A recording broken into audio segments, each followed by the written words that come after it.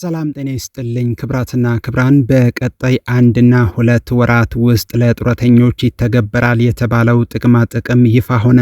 ጡረተኞች ለሀገር ካበረከቱት አገልግሎት አንጻር በቂ ነው ባይባልም ግን እጅግ አስፈላጊና ሊበረታታ ይገባል።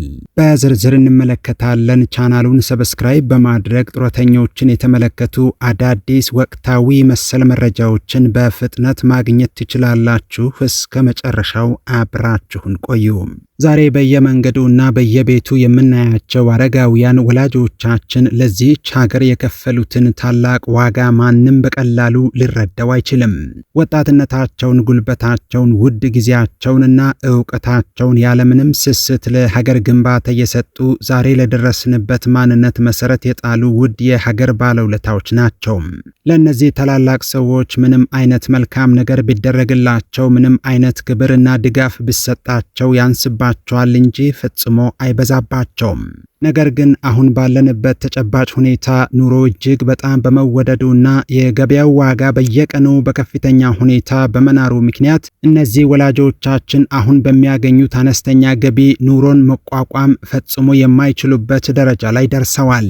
ገበያው የፈጠረው ከባድ የኑሮ ጫና የዕለት ጉርስን መሸፈን እንኳ አዳጋች እያደረገው ይገኛል። ለዚህ ነው ለእነዚህ ወላጆቻችን የጡረታ አበል ጭማሪ መደረጉ የቅንጦት ሳይሆን አሁን ባለው የኑሮ ውድነት ምክንያት አፋጣኝና ፍጹም ግዴታ ሆኖ የተገኘው። ሌላው ዓለም ላይ እንደምንመለከተው ሁሉ ለጡረተኞች ወይም ለአረጋውያን የታቀደው ጤናማ የእርጅና ዘመን አተገባበር በይፋ በኢትዮጵያም ተጀምሯል። ሄልፕ ኤጅ ኢትዮጵያ የተባበሩት መንግስታት የኢኮኖሚና ማህበራዊ ጉዳይ መምሪያ UNDESCA እንደ አውሮፓውያን አቆጣጠር በ2026 ያወጣውን መረጃ ጠቅሶ እንደገለጸው በኢትዮጵያ 6.1 ሚሊዮን አረጋውያን ጡረተኞች ይኖራሉ። ይህ ቁጥር እንደ አውሮፓውያን አቆጣጠር በ2050 ወደ 14 ሚሊዮን ይደርሳል ተብሎ ይገመታል። የኢትዮጵያውያን አማካይ የህይወት ዘመን ወደ 70 ዓመት ከፍ ብልም አረጋውያን ጤናማ ሆነው መቆየት የሚችሉት እስከ 58 ዓመት ድረስ በመሆኑ የመጨረሻዎቹን 12 ዓመታት በህመም እንዲያሳልፉ ይገደዳሉ።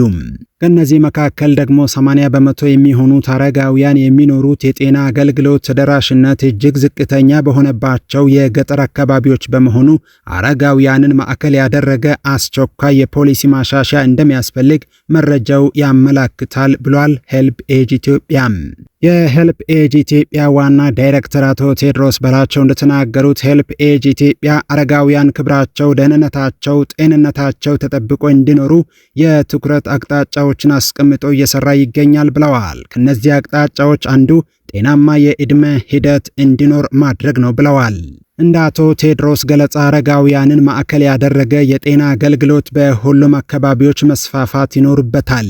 በተለይ ተላላፊ ያልሆኑ በሽታዎችን ቀድሞ ከመከላከልና ከመቆጣጠር እንደ የመርሳት በሽታ ያሉ የአእምሮ የጤና እክሎች ትኩረት እንዲያገኙ የማድረግና የረጅም ጊዜ የጤና አገልግሎቶች በጤና ስርዓቱ ውስጥ እንዲካተቱ ድርጅቱ ከባለድርሻ አካላት ጋር በመሆን እየሰራ ይገኛል።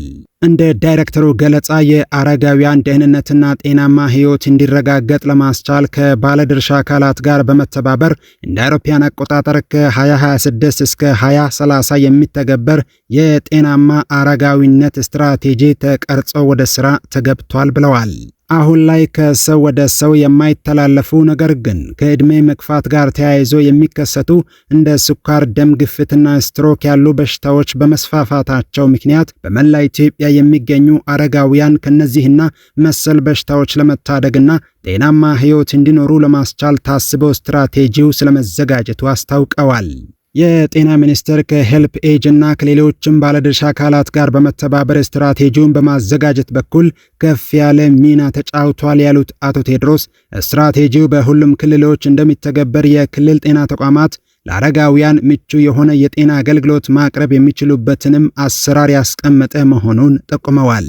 ሁሉም የጤና ተቋማት አረጋውያን የአንድ መስኮት አገልግሎት እንዲያገኙ የማድረግ ኃላፊነት በስትራቴጂው አጽንኦት የተሰጠው መሆኑንም ዳይሬክተሩ አክለዋል። የጤና ሚኒስቴር ተወካይ ሲስተር ጥሩ ወርቅ አክሊል እንደተናገሩት ከ64 በመቶ በላይ የሚሆኑ አረጋውያን አሊያም ጡረተኞች ተላላፊ ባልሆኑ በሽታዎች እንደ ስኳር፣ ደም ግፊትና የልብ ህመም ባሉ በሽታዎች ይጠቃሉ። ከዚህ ጋር ተያይዞ በኢትዮጵያ ለአረጋውያን የሚሰጠው የጤና እንክብካቤ በሚፈለገው ደረጃ ላይ ባለመሆኑ አረጋውያን ጤናማ የእርጅና ዘመን እንዳይኖራቸው እያደረገ ይገኛል።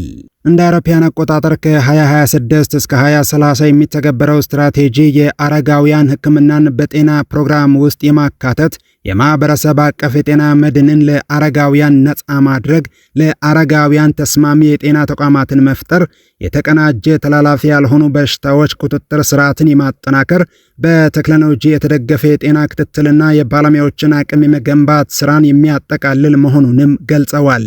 አብዛኞቹ አረጋውያን በገጠር የሚኖሩ በመሆናቸው የጤና ኤክስቴንሽን ባለሙያዎች ስለ አረጋውያን ጤና፣ ስለ ተላላፊ ያልሆኑ በሽታዎችና ስለ ቤት ውስጥ እንክብካቤ ልዩ ስልጠና እንዲያገኙ ማድረግ እንደሚገባ፣ በሆስፒታሎችና በጤና ጣቢያዎች ለአረጋውያን ቅድሚያ የሚሰጡ ወረፋዎች፣ የተለያዩ የመታከሚያ ክፍሎችና ለመንቀሳቀስ አመቺ የሆኑ መሰረተ ልማቶች እንዲሟሉ ማድረግ የሚሉት በስትራቴጂው ከተቀመጡት ግቦች መካከል የሚጠቀሱ መሆናቸውንም አስታውቀዋል። ሄልፕ ኤጅ ኢትዮጵያ ስትራቴጂውን አስመልክቶ በቅርቡ ከሚመለከታቸው ባለድርሻ አካላት ጋር የውይይት መድረክ አዘጋጅቶ እንደነበረ ይታወሳል።